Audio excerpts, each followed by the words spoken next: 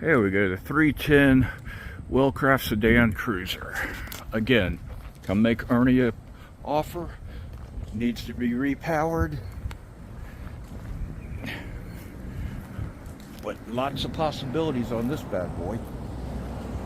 There's always been people checking on it, and like I said, somebody had committed to buy it, put a deposit, non-refundable, and we haven't heard from them since.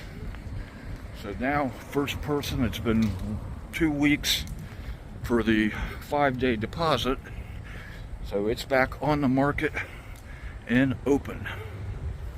So again, come down and grab it. Bring cash, Ernie likes cash.